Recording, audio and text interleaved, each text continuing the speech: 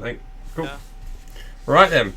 Welcome everybody. Hope you're hyped for Dawn of War 3 as much as we are, because we've been making this Dawn of War 3 salt mine episode coming to you with some information, some screenshots, and we're going to analyse the trailers and everything. So, what should we start with then? I've made a straw poll. Let's pop that in chat straight away. So if you guys would like to answer that question, what faction will you be playing as in Dawn of War 3? So there have been 3 announced so far, which is the Orcs, the Space Marines, and the Eldar. Now, Kurahi, what one will you be playing as? I'm just doing this. Well, I guess Space Marines. They look cool. Space Marine? Everything. Space Marines is my vote. Okay. Let's see what the chat thinks. One second, I'm just making sure But the... my mic is too silent. My mic? Yeah. You have no idea what the last one is. The last one was Eldar. So Eldar are the elves, right? Let's see if we can have a look at this results. I think I'm gonna play. I don't know, man. I'm always playing as a Space Marine, and I don't really like the Eldar, so I'm gonna have to say I'm gonna might be playing as the Orcs this time around. So let's have a look at the results here. So we have 2 for the Orcs so far, 5 for the Space Marines, and 2 for the Eldar. A lot of love for the old Emperor, but we'll see if that will last. Hopefully not, because we want the Daka and the Wag for the Orcs. I think I know what though I'm unfortunately, Chaos have not been seen in the trailer and have not been announced. We know there are, like I say, Eldar, Orcs, and Space Marines, but no Chaos, and everyone's like, why is there no Chaos? Because in all the other games, Chaos was one of the main factions that we all saw. They were one of the pivotal armies that you'd be fighting against or playing as. So yeah, we have some information, especially in this booklet here, which might give some clues to when Chaos might happen in Dawn of War 3. So, let's talk about... so let's get into the trailer, first of all. Should we run the trailer, right? Yep. Okay. I would say it's a good starting point for everyone. Okay, here we go.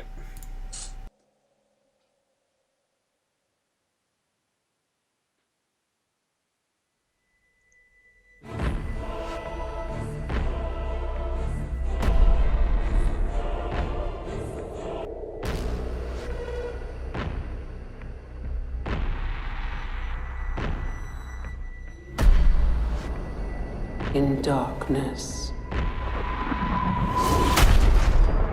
I shall be light.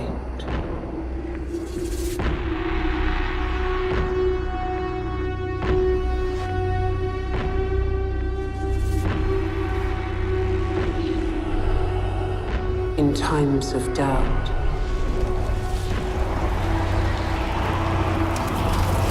I shall keep faith.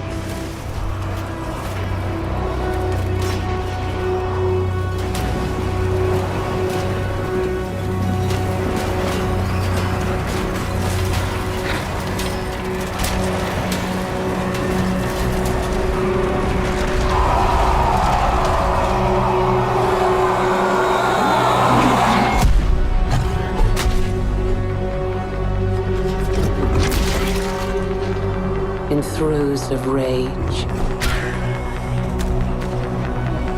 I shall hone my craft.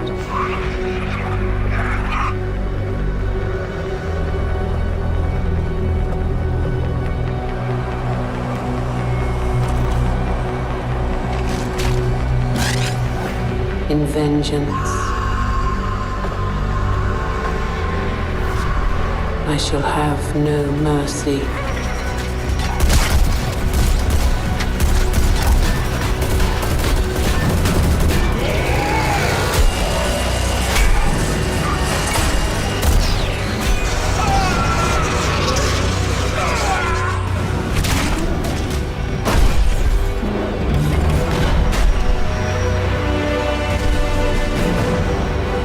In the midst of battle, I shall have no fear.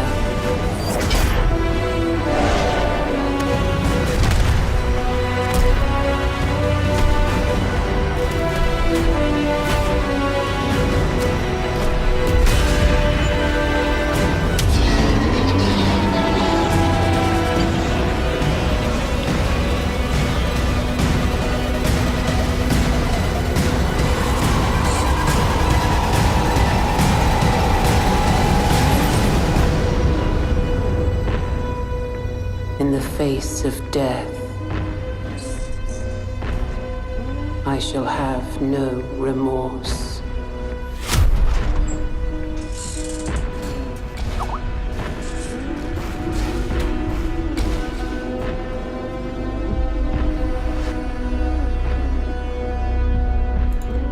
Ooh, it looks good, man. I get hyped. I love the bodies. The all the three lines of the bodies come down to form the 3 of Dawn of War 3, man. It gets me hyped every time I see it. So, what we're going to do now is we're going to quickly analyze the video and talk about the things that you might not have realized, or some clues as to what we might be seeing in the near future. So let's quickly do this. Bear with me one moment while I sort this out. Right, so here we go again with this video. And right, let's fast forward it.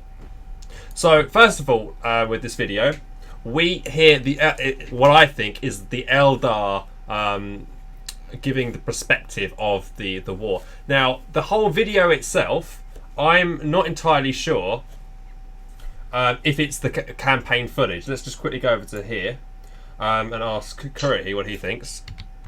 Actually, one second quickly. Go. Oh, what happened there? Sorry, 1 minute. There we go. And we've lost the background feed somehow. Oh, crap.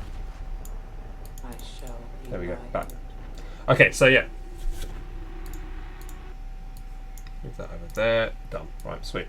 So, with the so we have the Eldar perspective talking about like just the way things have gone. It's like we get the whole idea of a war. We got to take in mind that this is an announcement trailer, so it's just going to be talking about Dawn. People are like, it's trying to attract a new audience, so people are going to come to the series thinking, what is this game? So I personally think that this is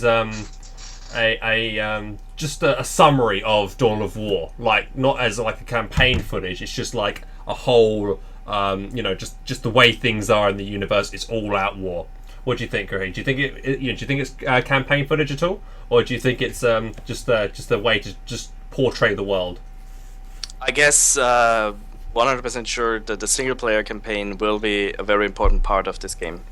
I guess from the whole perspective that the single player campaign will be the major idea of the game, and then the multiplayer all around it.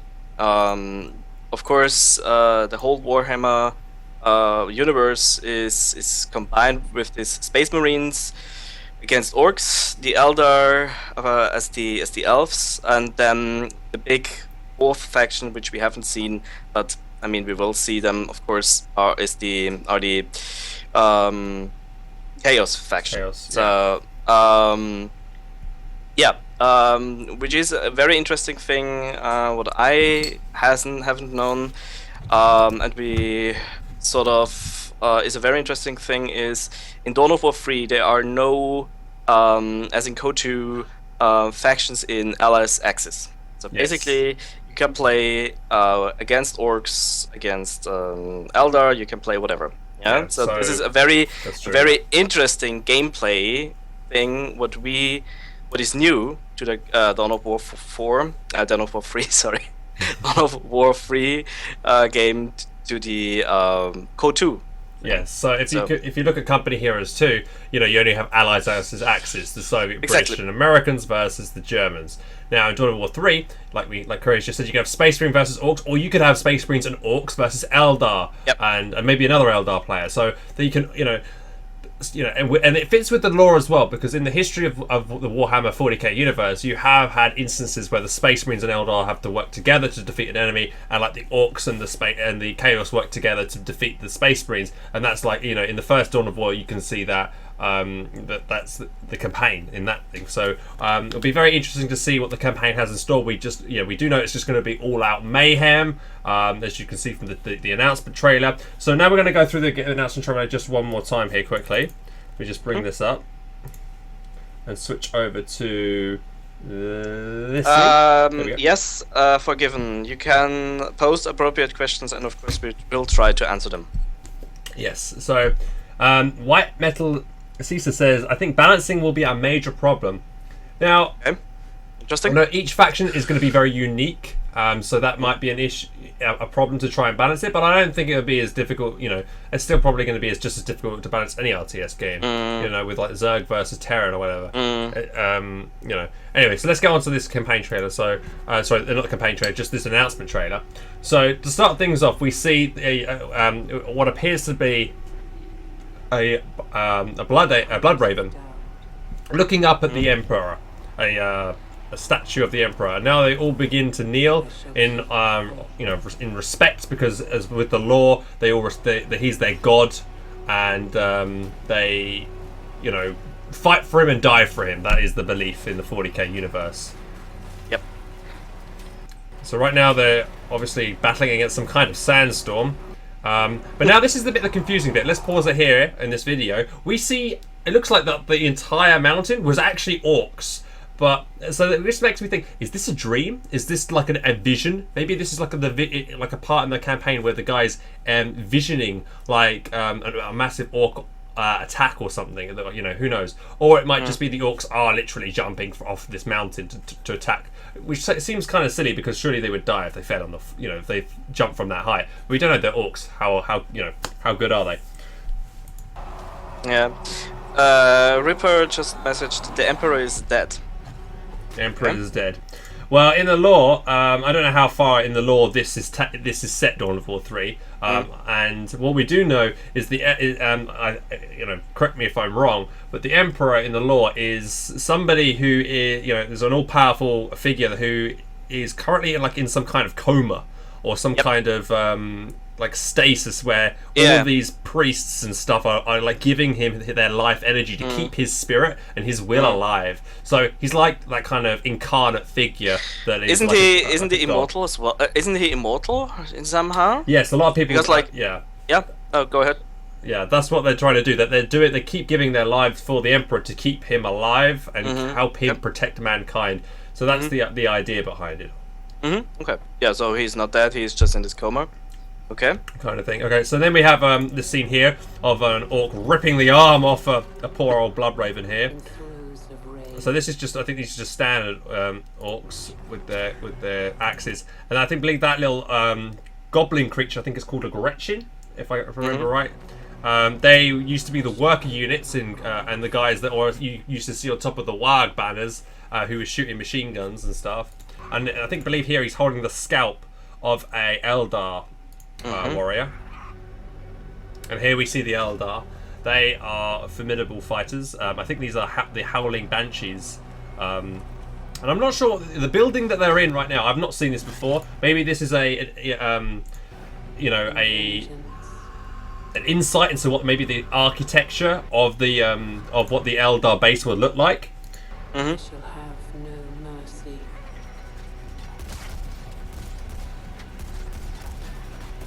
Now, these things I've not seen before. Now, have you ever seen these orc robot things before, Kuroki?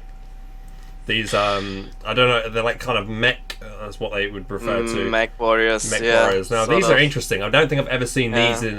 yeah, I guess they will be sort of the late game units of the orcs. Possibly, yeah, so they do seem very strong. They look like... what they remind me of are killer cans, but maybe an upgraded version, because killer cannons just used to have like this buzzsaw attached to their arm, and they would pick up guys and then like rip and saw them off or whatever. Ripper says they are people in chat saying they are killer cans, so they probably are. Not the ones that I remember. They look a bit different from the ones in the game, but yeah, they definitely could be killer cans. And they are very formidable, and they're very good against killing infantry. Not so good against dealing with tanks. Yeah, well, of course you will have units who are good against infantry and units are against tanks. So as you can see here, he picks them up. I don't know why a Space Marine charges a killer can, with his own chainsaw, attempting to kill a killer can or whatever orc monstrosity this is. But he fails miserably here. So you can see him getting torn. Yeah, there you go. There's the buzzsaw. You can see the blades there. Ripping into him, and then you've got a Gretchen on top of him trying to pull his helmet off, I think. But then from behind, suddenly we see that the Eldar Now I can't remember the name of this. I'm sure someone in chat could tell me the name of this Eldar. What's the word? Robot or some kind of thing. But these are also, they're kind of the equivalents of killer cans almost. If I remember right in the game, they're very good against infantry as well. And we have seen them in the original Dawn of Wars. However, this is a unit, Eldar Wraith Knight, says His Highness. So there you go. That's called an Eldar Wraith Knight. Thank you very much there. And then this unit here, we have not seen before. This unit, in the Dawn of War, we normally see dreadnoughts and stuff, but this does not look like a dreadnought to me. This is some kind of Imperial Knight robot, I believe. Yep. So this is, I think this is I think this is called the Imperial Knight as well. So as you can see, and they are appears to be equal strength to one another. As the Wraith Knight takes out the Imperial Knight, and the other one also takes the other one out in equal succession. Yeah, I guess they will just counter each other. So. Now, and then we can see this guy smiling in delight as he's killed. It looks like he just, falls down. I shall have no remorse. A lot of cool effect there, I think. So his head is, with the Dawn of War 3 knowledge, it's a fighting machine provided by a 3 crew. So it is a mechanized, or mech really, which is a robot machine thing piloted by a crew. So there you have it, and then you've got him being crushed by, it looks like an orc or something as the credits roll there. But I just think, like I say, the way this happens is just, if I just scroll back here quickly, with the way these bodies just fall out of the sky, it's just like, I don't think it's anything to do with the campaign. It's just, this is the amount of deaths and amount of destruction and horror that the war has brought upon the world with these warring factions. This is how many people have been killed trying to go at each other, these races, and it's just like all the bodies just massing and massing. So I don't personally, for me, I don't think it's a campaign trailer. It's just letting you know about the world of 40k, and Anything to add? Yeah. The question is, of course, how long also a single-player campaign will be. So how much really stuff and how much story they will really make into this single-player campaign. If they really want to make 3 single-player campaigns for each race. So I believe what's happening with some research that I've done. Wrong way around. The PC Gamer Dawn of War 3 magazine that I've read, they give some insight into their campaigns. Of what it's going to be, and it looks like it's going to be. If you ever remember playing, Dawn of War Winter Assault, this is the first one. You played the good or the evil campaign, and when you played the good campaign, you switched between the Space Marine and the Eldar. Now, what I expect in Dawn of War 3 is that we're going to be switching from the Eldar to the Orcs, the Space Marines, all right. We're going to see that the campaign is just going to be one campaign that's going to just take you through all the perspectives, and it's going to end in a culmination of them trying to discover a secret weapon. Now, in this PC Gamer magazine, they say that what they find is evil, or some kind of like an evil weapon of thing. And when we think of evil, what do we think, Kurihi? Orcs. Or chaos. Chaos, yes. We see the chaos guys. The heresy. The heretics. They love blood, death, destruction. They pray to the chaos gods and all this stuff. They relish in destruction and the sorrows of others. So they're going to be. So what I expect is that it's going to lead in to possibly an expansion or maybe a DLC of the Chaos campaign or something like that afterwards. We're going to definitely with the way that things of Company Heroes 2 have gone, there's always and all of their Dawn of War games, they've always added to that game. So we're pretty much definitely going to be seeing Chaos, and I think this is what it's going to lead on to. It's going to be Chaos in the near future, and that is the faction personally I would like to play as, because Chaos, but for the Blood God and all that. But it's pretty good. So. And we haven't. So in that campaign, so in this trailer, we have not seen Imperial Guard, which was one of the big factions. Chaos. and some of the others which were added to Dawn of War later on, which were the Tau, the Necrons, and then Dawn of War 2, the Tyranids. Have I missed any? Nope. Dark Eldar, they don't really make that much of an appearance. You've got Sisters of Battle as well, but they're just like an add-on. They're just like another Space Marine type of people of humanity, another humanity for the Emperor deal. Right, so. Yeah. Right, what should we talk about next about the Dawn of War then? Yeah, I mean, I think everybody is interested about the gameplay. I would say the gameplay is it's a very interesting thing. Everybody knows that Dawn of War 3 refers to the same developer, but the big difference is magic fantasy. And I would like to ask the chat, and about you, of course, Hans. Would you play Dawn of War 3 if you first played Cobra First 2, never have played a Dawn of War game? That is a very interesting question. A lot of people don't like that. People like their RTS in historic settings, something that's real, and a lot of people think, they look at StarCraft and all these other games like, lasers flying through the sky, and it's just like not realistic. It's like, what's going on there? But I would urge people, being a Dawn of War, I have played it, so I know what it's about. I think it can be very intimidating, and in this magazine, the developer himself, I'm probably going to pronounce this wrong, Boele, I think that's how you pronounce it. No idea. French descendant. He says that going into the Dawn of War franchise, it's very intimidating. There is so much lore to talk about. There is you've got so many different races, so many different stories. There are you go into any of your bookshops, you'll find like maybe 10 books on different campaigns and about Dawn of War lore. You got like things about the Horus Heresy. You've got just the general antiques of Imperial Guard on different planets throughout the systems, and and if you look right now this year, we've got so many Warhammer 40k games that have come up. We've got Battle Fleet Gothic Armada, we've got Eternal Crusade game, we have I think Deathwing is another Dawn of War game. We've had so basically the idea, there's a lot, you get the idea. There's a lot of people love the Dawn of War series, which is quite good.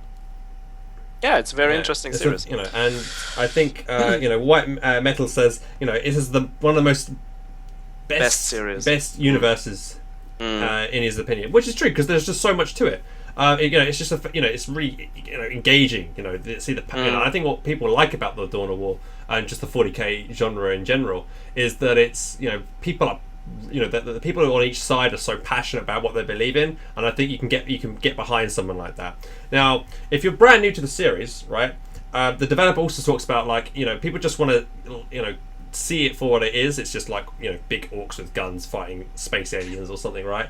And that could be cool too, which he goes on to say. So take it for what it is. It could be a lot of fun. So just give it a go. Another lot of thing they talk about is how they want to dumb it down. Or I wouldn't say maybe dumb it down. I think what they use is simplify, right? They want to simplify the game. What do you think about that, Kurt, when you hear? Yeah, that's a very interesting. That's a very interesting thing. Of course, one big game design change will be there will be no commanders like in Cobra First 2. So you will have factions with very different game styles. And I think, Hans, you have the answer for that. Are there any ways then to change your game style in a faction? So you know that, okay, so now instead of if you play Company Heroes 2 or any of the Company Heroes series, or played Dawn of War in the past, Company Heroes 2 first of all, you had commanders, right? So you could choose a commander and it would be your play style. You have a specific set of cool things that you could do that would suit you. Now, and in all the other Dawn of Wars, like Dawn of War 2 specifically, you had hero units that you'd play with, and you would give them better stats or better armor. Now, what they've done in Dawn of War 3, they've taken the base buildings, which I love, because I love the base buildings from Dawn of War 1, and I'm really disappointed they removed that from in Dawn of War 2. So they're bringing that back, and I've got some screenshots to show you in a minute about the bases that not many people have seen yet. So there's that. So they're bringing that back, and also you now get 3 elite units that you can so you can choose within the game as you progress with your teching. So as you go to like tier 1, tier 2, tier 3, you get more resources, you get more map control, and then you can get to these units later on. Now, the 3 that we know of that the Space Marines have so far is, let me just quickly find it for you, is the Imperial Knight. That was the guy that you saw in the trailer, one of those big guys, I believe, that took down one of those Wraith Knights. Gabriel Angelos, who is, if you've been following the Dawn of War series for a long time, he is the main lead character. He is the Space Marine chapel god, well, not god, like he's the leader of the chapel kind of thing. He's like one of the force. He's like a force commander. He's like one really strong guy. And then also we have, I think the third one is Terminators as well. So in Dawn of War 1, Terminators, you could just call on Terminators as part of your army. Now maybe I think that these Terminators might be elite versions of Terminators. We don't know yet. We've not seen them. No one's seen anything of them. We've just read, from reading this, we know that there are Terminators. And also, which from Company Heroes, we have you had off-map artillery barrages. What we also have in Dawn of War was orbital barrages. Now, what I think are these abilities are going to be act like those off-map barrages that we see in Company Heroes.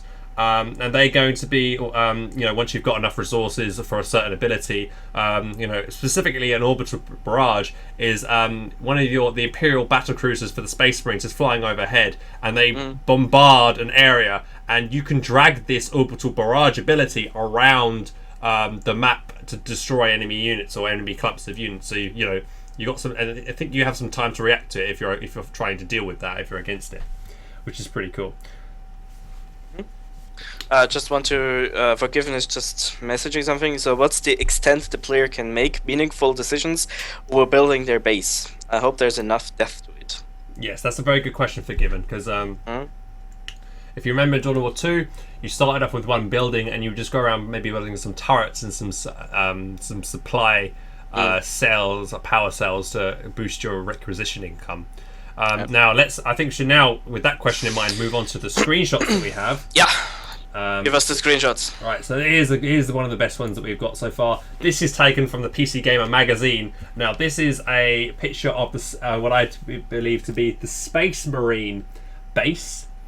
As you can see, there's quite a few buildings there that you can construct, it looks like. And a few base defenses as well. You have some turrets to the right-hand side of the screen and the bottom of the screen. And an army of Space Marines being led by Gabriel Angelos.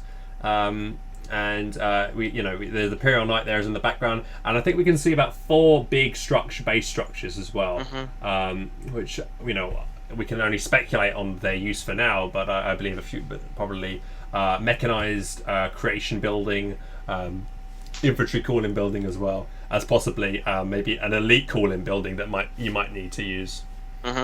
Yeah. So base rushing might be more important now than in Copy First 2. In Dawn of War 3. Yeah. Yeah, in Dawn of War 3, yeah, I totally, you probably want to be getting into your opponent's base, taking out these structures to deny your opponent be able to build tech. Now, in Company Heroes 2, you could do that, but base rushing wasn't really possible. It wasn't really a legit thing you could do because you had base defenses that would be there and it would just shut you down. It would be very interesting to see if they, it could incorporate more counter-base play. Or ways that you could build a base wherever you liked on a map as well. If you ever played Red Alert, you started with a truck that you could then place immediately, or you could move to somewhere else on the map and place it, and then set your base up somewhere else. If you could do that with in Dawn of War 3, that'd be pretty cool. It was just my question. It was just my next question. Because in StarCraft 2 you could have like a mother base, you could have different bases, but I guess in Dawn of War 3 we will not see that. So you will have some bases. So, or no, I don't think so. I think you will have just one base, right? So we don't know so far.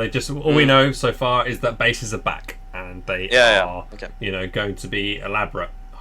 From what we see from this picture, at least, it looks like there's quite a lot of base buildings to choose from. In Company Heroes, we normally only see 4 buildings at the very least. We can see definitely 4 here, but you've also got lots of these base structures around as well. And I don't think this screenshot doesn't cover the entirety of the base. And from the graphics as well, it looks quite impressive. It's kind of like a plateau they are on from, and they've got molten lava spewing out of fissures, around the map and everything. And I don't know what this maybe someone who's really good with the Dawn of War lore. In the top right hand corner, as Stormless mentioned, it's a giant eagle thing on the right, and I have no idea what that is. Maybe if you're good with the lore, you might be able to recognize that eagle and tell maybe the chat where, or maybe in the comment section below later, where you might think that this this campaign is being taken place. That's pretty cool. Can you see that, Curry? Yeah, I can see it now. Yeah, what do you think? Yeah, pretty interesting. Pretty nice. One thing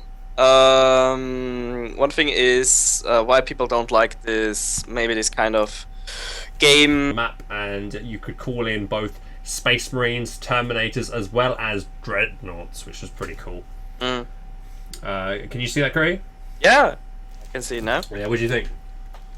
Yeah, pretty interesting. Pretty nice. One thing is why people don't like this. Maybe this kind of game is the comic look style. So now, also a very interesting question would be: is from the screenshots? Of course, screenshots it's like alpha based way. Is this for you guys too much comic look, or is it perfect? Is it not enough? Yeah, does it look too gimmicky? Are you worried that it's going to look too comic look? A lot of people are worried about it. Whenever they play like these sci-fi games, they think, "Oh, does it look too comic-y? Does it look too bit silly?"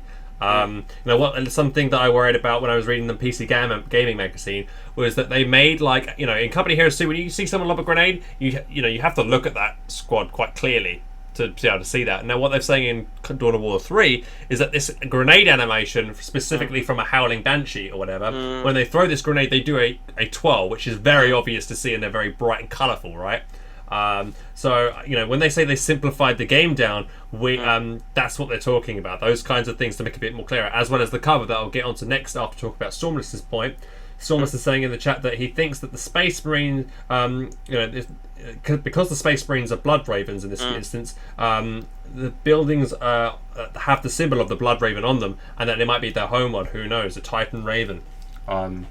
However, his Highness is saying it's an eagle-headed statue like the Egyptian god Horus. Now, I don't know if the Sons of Horus have anything to do with that. Maybe Chaos. Who knows?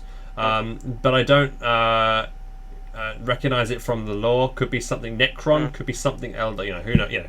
We can just really speculate at the moment. We can't really have any. But it's nice to just speculate anyway. It's good. It's a lot of fun. Stormless says these are concept art. I don't know. Are they? Or are they screenshots? They are screenshots. Screenshots, Stormless. These are screenshots in the game. Yep. Also, Stormless is saying, yes, that's a good point. Stormless has mentioned, I didn't think of earlier. We can see in this picture we have a 5-man Space Marine team. So I can't remember. Was it in the original Dawn of War? You had 8. You can have about 9 to 10 Space Marines in one squad. Looks like they're going to reduce the squad sizes, kind of similar to what they've done in Company Heroes 2. They have also said that they are bringing back armies on a big scale, which is nice, but less so on it looks like from this, from what we see on these screenshots, less so on a scale that was originally Dawn of War, but more of a scale like Company Heroes 2, right? Yeah. For me, a perfect, interesting question is: will there be RNG again in the game? Is that? Do we know that yet? RNG, I assume, knowing all of those games that Relic have made, they all have an element of RNG in there somewhere, so I can assume there will be RNG in this game. But, we'll see how much of effect it will have in the later it's interesting. Cycle. It's interesting because, like in Code 2, of course, you had a mortar things. Will be interesting what units will have more of an RNG-based weapons in Dawn of War 3. Yeah. People are discussing about graphics, about the engine. Will be the Code 2 engine, or will they make another engine? I'm not sure. I don't know.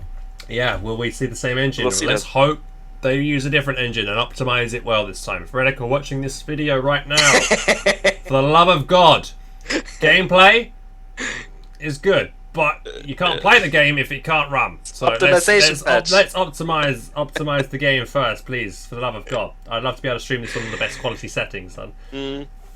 So yeah, and so here we have another screenshot. It looks like a pitched battle against you have the Imperial Knight, Gabriel Angelos. I think there's some Terminators in there a lot as well. Some Space Marines, Assault Space Marines fighting against Eldar forces. I can't really see from my perspective. Let's have a look. But I'm sorry, but I mean this picture looks from the graphics much better than the last one, I think. Yeah, it looks very nice. I especially love the sparks like flying off when they of these Eldar, especially here. You can see lots of detail gone into that. There's quite a lot of units that we've seen previously from the Eldar here that I can recognise. I can't remember the names of them, but it looks like we're going to see the same units a lot from the old Dawn of War games. However, like we can see here, the Imperial Knight is definitely a new one. Look at how huge that is compared to like you would normally see a Dreadnought. A Dreadnought would be maybe half the size, or maybe even not even half the size of that thing. So that Imperial Knight is absolutely massive. It looks absolutely awesome. And there was another thing. Sorry to interrupt with the Imperial Knight, was that when the Gatling guns. You can see here they're firing off yellow sparks, but when they get overheated, they turn red. The Gatling gun turns red or something. And apparently, for what PC Gamer says, now it does more damage. I'm not sure how that works. Overheating more damage doesn't really make sense, but but you would definitely see with their idea of simplifying what Relic have done. They've made it clear to you to see. So that when the barrel's turning red, it's now a big clear indication that the unit might be doing more damage now. Or when units fire their lasers, there's very clear colour from a certain faction that might be firing that laser, that you know what unit is coming at you. So stuff like that. Good question, by the way, by Stormless. By the zoom, it looks like a zoom out is more cartoony and close up more details. Yeah, that's correct, I think. I think it's true. I think from this point of view now, it looks more cartoony. Yeah, I wonder if I can zoom in a little bit on this picture so we can get an idea of. Try it out. Ooh. And Glorious asks support platform. Well, maybe. I mean, does he mean what platforms the game will support? No. Glorious, maybe you can. Ask that again. So as we can see here on this Imperial Knight, we have it has two of these Gatling guns. It also has it appears to be this rocket launcher thing on top of its on the top, which I believe is good for clearing enemy fortified positions. So if they're in a clumped up in cover, which leads me on to the next point about cover. System. Cover system. So I think we have a screenshot here of cover. That's the wrong one. Let's go with this one here. Right, so next thing, cover. Right, as you can see here, in the centre of the picture to the right and down a bit, we can see that a few of these Eldar guys are taking cover. It looks like in this circle of green shields or whatever it's called. It looks like a small barricade. Now, from what I see here, it looks a lot like I don't know if you play Company Heroes 2 at all, if you're in chat, but the Pack 43 emplacement. When that got built, it had like some sandbag. It had like a clump of sandbags in different order around the point of that gun. It looks a bit like that to me. So this looks like one of these craters of cover, or points of cover.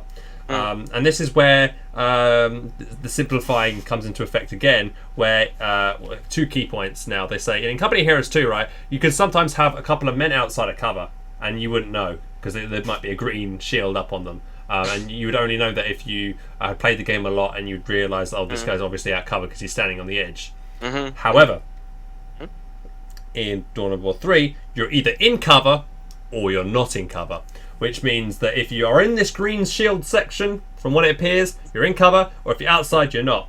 And there are specific units now in the game that clearly counter people in cover. They have hard counters, like for instance the Assault Marines are specifically designed to hard counter units that are entrenched in these cover positions here. Yeah, it's interesting. The cover so what do you think about that simplifying? Corey? Yeah, the simplifying, of course, it's it's always a complicated thing if you make games too complicate. Paradox can tell a story about that. No, let's stay about these games. I think it's good because you can reach more players. Yeah, that's definitely a good point. It's a good point. If you make games too complicated, too hard to play, people lose interest in it. So I think it's a good way. But I still think it will be still very competitive in 1v1s and 2v2s, I would say. And so I don't think we have to be too worried that this game will be too easy from the perspective of go-to competitive scene. So no, I think it's a good way. Most important thing is how they design the factions. It's really important to design each faction completely different, so you have fun to learn how to play these factions. This is, I think, the most important thing, that Relic puts much money and much time figuring out these things. Yep, I would say this is the most important thing. Yeah, I think balance is quite an important one, and making each faction feel unique. I believe the Eldar are known to be the mobile ones with the high cost in technology that are fairly fragile but are very powerful glass cannons. Space Marines are more of the, maybe, I don't know, I'm not really sure to be honest, but I think they're maybe more specialised, kind of the average faction. And then maybe the Orcs, kind of the cheap units, but lots kind of thing, like maybe like the Soviet faction. You can draw a parallel to that. Will be their experience again, as experience levels, like in Co2? Are they? We don't know. Okay. In Dawn of War, there was nothing of that kind in the first one. Dawn of War 2, I didn't play too much of, so I'm not really sure about that. I don't know if anyone in chat can talk. I know individual squads could level up individually, but then they, not like in Company Heroes 2 where you can only get to Vet 3 or Vet 5, but you could just, it would be a specific campaign thing that you wouldn't be able to do in multiplayer. And also, this screenshot that is now on the screen here is of the orbital barrage, as you can see, decimating an Eldar position. And that to me looks like it's taken from the campaign, as we have the Gabriel Angelos standing on top of some or surveying the battlefield. It looks like, which looks pretty good. Yeah. So I'm very excited for Dawn of War 3, and I wonder if we could talk about anything else. What is on the list? I think one second. Have we forgotten something? Just switch back to this video. There we go. So I'd just like you to answer what faction again are you guys interested in? So if people who've just joined us, what faction are you most looking forward to playing? Let's have a quick look at the results here. We have. Let's see. Eldar. That's surprising. Most people want to see the Eldar. Now, I always hated the Eldar because Eldar.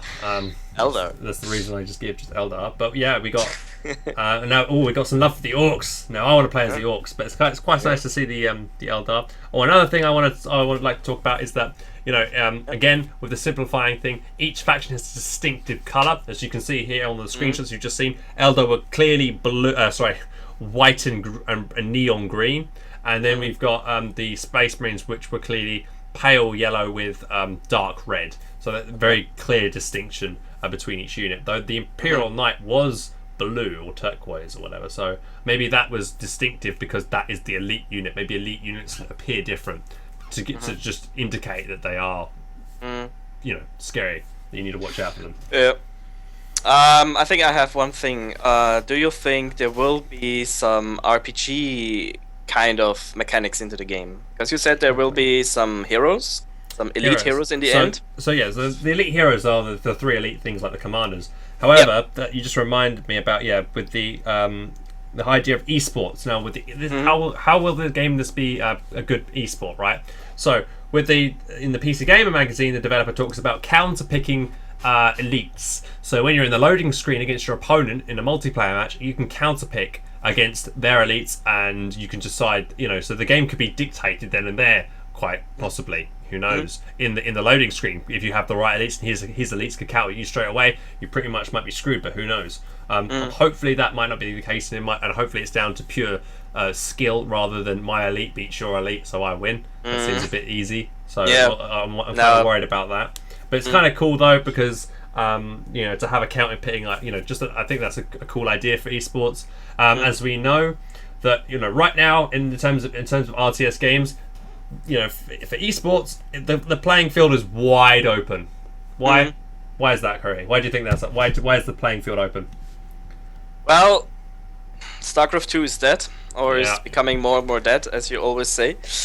There is one RTS game coming out you're hyped about. I forgot the name. Tell me, please. Yeah, Total War Warhammer is also coming out by Creative Assembly. I would not say that's an RTS game. Is it? Is it an RTS game? Yes, it's totally Total Warhammer is totally an RTS game. Okay. It's different, from Total War.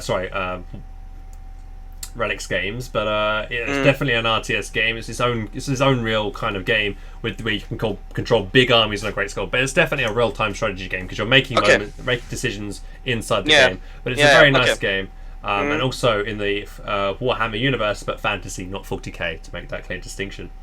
So from that part of let's say Total War Warhammer as an RTS game. But then from the other side, there is no other game in RTS game. But there's another one coming out in about World War II. You were saying something like, what's it called? You were saying it about what? Sorry, an RTS game, World War II. You were saying. So there's Hearts of Iron 4 that people are quite hyped about. That's another. It's another one. Gates of Hell. Gates of Hell. Gates of Hell. That's another one that might be up. A spiritual successor to the Men of War series. I am not too keen on it so far, but it could be good. But I'm more hyped for something that I know and trust, because this is made. Relic Entertainment is a big publisher. Creative Assembly is a big publisher. A big game developer. Sorry, both of them, not publishers. They can make really good games, and they have. So I'm really hopeful for Dawn of War 3 and Total Warhammer. Captain Frog says, and that's correct, Hearts of Iron 4 is grand strategy. I think we have to divide there a little bit. It's a bit different. It's not really. It's not an RTS game. It's not an RTS game. That's fair enough to say that. It's not really. And I would say Total Warhammer is not a basic RTS game in my opinion, because you have most decisions you have to on the campaign map, which is not RTS. It's a hybrid. Rounds. I would say it's probably a hybrid. Yeah, probably a hybrid. It's a hybrid. So like we say, go back into the esports idea. So like we say, StarCraft 2 is a dying game. The field is clear open. People are thinking maybe Blizzard are making Warcraft 4. That could happen, but right now, don't think so. We haven't got any signs of that happening, apart from the fact that they've done something in the StarCraft 3 game where they've modded a and put the Warcraft 3 with StarCraft graphics. There is that happening. However, we don't know if it's going to be. They're going to remake Warcraft 4. I would say the next year's Dawn of War 3 will be the only RTS game. I would say that Blizzard is concentrated. I don't think it's concentrating on StarCraft 3 or anyway. They are quite busy focusing on their new Overwatch game at the moment. Yes, they're really happy about Overwatch. Exactly. They're probably going to be putting all their effort towards that. Yes, and one of the most great thing what Blizzard is doing is that Blizzard is having a community. This community loves those games, and if Blizzard is making a new game, they slowly want to push the community from that game into the next game. So I don't think they have a lot of projects going side by side. So I think, as you said, Overwatch coming out, and in the next 1 or 2 years, if Relic is making a good job, Dawn of War 3 will be the #1 RTS game. We can hope. We need to hope. If they're making a good game. Yes, we need to hope they learn from their mistakes of company heroes, where not do war spoils like they did. Make sure that there is no aspect of pay to win at all. People, as soon as they hear the idea of pay to win, they immediately stay clear of the game. They should not. They need to not anger a certain race or country, with their campaign. Hopefully, like they did with the Russians, they angered quite a few Russians their campaign. So Company Heroes 2 has had a rocky ride, and even now it's optimized really poorly. So hopefully, if they learn from their mistakes with Dawn of War 3, and they don't it's like I say, one of the big thing is so I'd say that in the top 3, optimization, gameplay, no aspect of pay to win. If they get rid of that and cut down on like the possible DLC microtransactions, things that everybody hates. I don't think I've had anybody that's been like, oh yeah, the game has microtransactions, whoopee. Like everybody goes, for fuck's sake, when they hear that. So and we know that Warhammer has that as well, unfortunately. So we can only hope that that Dawn of War 3 doesn't take that route, and they take the sensible and logical route. But at the end of the day, we do know that game developers do need to make money. So they're gonna we know they're gonna do DLC content, but let's hope they do it through like solid expansion packs, like Dawn of War Dawn of War 3 Chaos expansion pack with a proper well-rounded campaign, like they did with Dawn of War. With the original Dawn of War, you had Winter Assault, which was a solid campaign, and then that was a good one. So hopefully, if they continue that kind of thing, I'd be quite happy to fork out more money in that regard, or possibly skin customization with the if I could to unlock maybe the Ultramarine skins, or unlock maybe I don't know, the Dark Legion skins for some other, or the Bad Moons for another faction of the Orcs. If I could do that, would be fine, because that's just skins, right? But as long as you were given something, I think that'd be totally fine. First of all, thank you, Stormless, for saying that you're impressed that my headphones are not falling off. I'm holding it with one shoulder. No, I sighed because you were saying no pay to win. Guys, let's be honest, there will be sort of pay to win, because they want to make money, and their policy is like, hey, we are making something new, it has to be strong because people won't buy it. That's their policy. I don't want to destroy any hopes there, but I think yes, we will see some sort of pay to win. This is my opinion. It's sad, but we have to accept it. Yeah. But the game optimization, that's a thing what I really hope that Relic learns from their mistakes. Make game optimization. That is really important. I think Company Heroes 2 is one of the worst optimization games I've ever seen. So Relic, please, that is the most important thing. Yeah, that's the thing. Sorry, that's just what I wanted to say.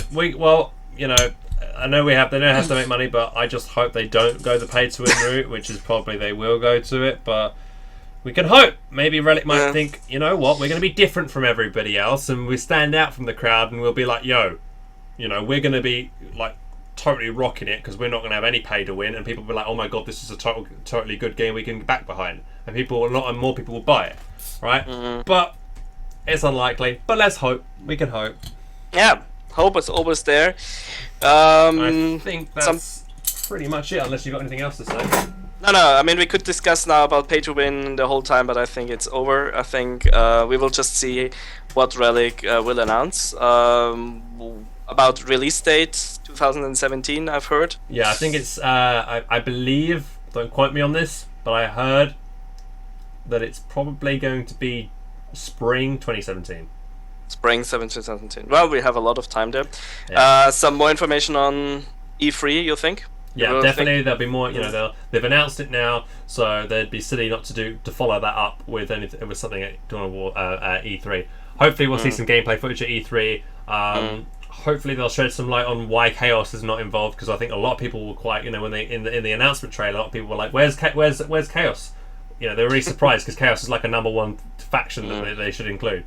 But I'm going to assume that it's going to be an expansion pack or maybe a DLC add-on in the future. Yep. Thank you for watching. I would say the first step to what is it? No, hope is the first step on the road to disappointment. That's what he says. Yeah. Well done, Sloth. But we can hope. Exactly. An open mind is like a gate unbarred and unguarded, or whatever it's called. I'm just reading it, talking about quotes. War 1. Yeah, quotes. Quotes from War 1 now. Mm. Yeah, Okay, guys, that's it's it. your last chance to Yeah, say last your chance then. opinion. Last chance. Last chance. Before we head So, off, got any questions or anything you want to, any discussion point you would like to raise while we're on the subject of Dawn of War 3? Now is and your also time. maybe what Hans should do next week, or whatever you make the next episode of the Salt Mine. Yeah, what would you That would be guys quite like to see? interesting. What game would you like me to talk about? Total Warhammer next week. I would love that, if I can say my opinion. But Oh, cool. you're the head. Let's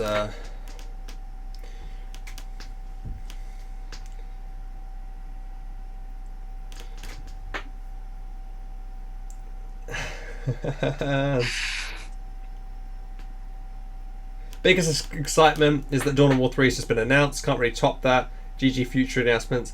Well, I think they can impress us further if we can see some really impressive action, some really impressive gameplay, and like it optimized well, and they really put a lot of effort into it. Then yeah, I think they can impress us further. But I think people have just been waiting for a Dawn of War 3 for ages, or didn't even realize it was going to happen. And now when the announcement happened, everyone was like, "Whoa." No way. Even though a lot of us knew it was coming ages ago because Sega bought or reserved the IP address for dawnofwar3.com. It's kind of a giveaway there. But yeah, we knew it was coming, so that was great to see. There's a thing, and yet I would like to see in Salt Mine all the difference in Code 2 and real life tanks. Well, Okay. It's up to you. God, I'm being a big World War II nerd, and it's one of my big hobbies. I'm actually not that well read on that. I probably would have to go look at all the specs on most tanks, to see what's what. But yeah, definitely a Panther can't reverse that fast in Code 2. I definitely know that for a fact because I played War Thunder. Jesus, man. Anyway, I think that we'll end it there, guys. Thank you very much for watching. I hope you enjoyed the See you guys. Thank you. Bye. Thank you to Kurahid for helping me out and answering questions and giving me a hand.